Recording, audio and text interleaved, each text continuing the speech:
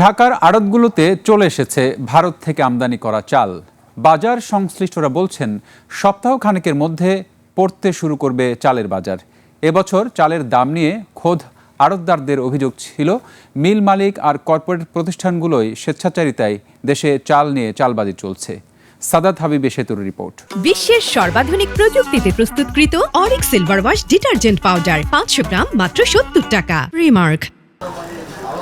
শুরুতেই একটা তুলনা দেখে নিয়ে যাক যে নাজিরশাইল চাল আপনি বাজার থেকে কেনেন ঢাকা জুড়ে প্রকারভেদে তার প্রতি কেজি সর্বোচ্চ দাম 94 টাকা, অথচ এই একই চাল স্রেফ কর্পোরেট প্রতিষ্ঠানগুলোর প্যাকেটজাত হলে দাম গিয়ে দাঁড়ায় কেজিতে 106 টাকা।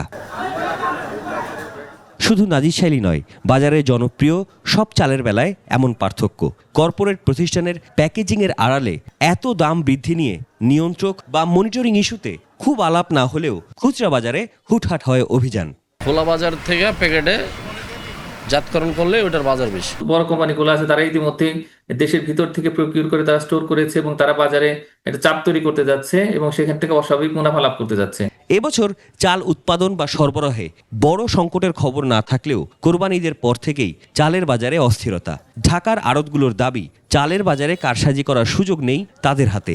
এমন কোনো মিল মালিক আছে বছরে ধান যা লাগবে সব একবারে কিনে স্টকে রাখছে, এখন আস্তে আস্তে ভাঙাইবে, আস্তে আস্তে দাম একটু বাড়াই বেচবে। প্রথমে দেখা গেছে আপনার 800 টাকা মনে উনি ধান কিনা লাইছে, কিন্তু কিনা প্রতিদিন ওই 1200-1300 করে কিনতেছে, ওইটা দেখাইতেছে মানুষের।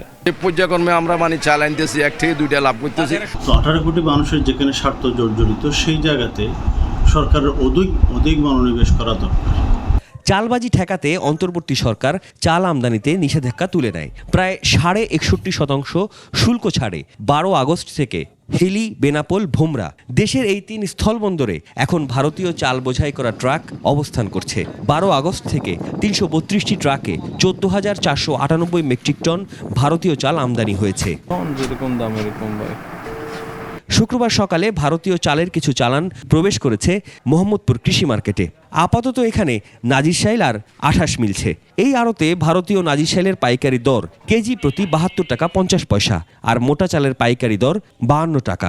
আকিজ গ্রুপের একটা নাজিরশাইল ঘিভোগ আমরা 85 টাকা 86 টাকা কেজি বেচি, সেই জায়গায় সেই কোয়ালিটির চাল আমাদের ইন্ডিয়ান চাল ঢুকতেছে মাত্র 72 টাকা কেজিতে। মিনিকেট এখনো আসে নাই, নূরজাহান আসছে পাইজাম, ওইটা মার্কেটে আমরা বিক্রি করতে পারতেছি আপনার 54-55। পাবলিক প্রকিউরমেন্টটাকে এখানে স্ট্রং করতে হবে, বিশেষ করে যে আমদানি যাতে একটু বেশি করে করা যায় সেটা একটু চিন্তা করতে হবে।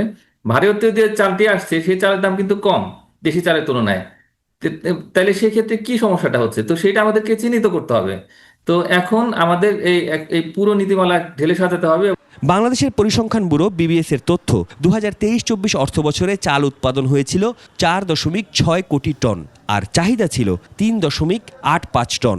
চাহিদার চেয়ে উৎপাদন বেশি, তবে চালের বাজার নিয়ন্ত্রণে আমদানি করা দেশে নতুন কিছুই নয়। সাদাত হাবিব সেতু, 21 টেলিভিশন, ঢাকা।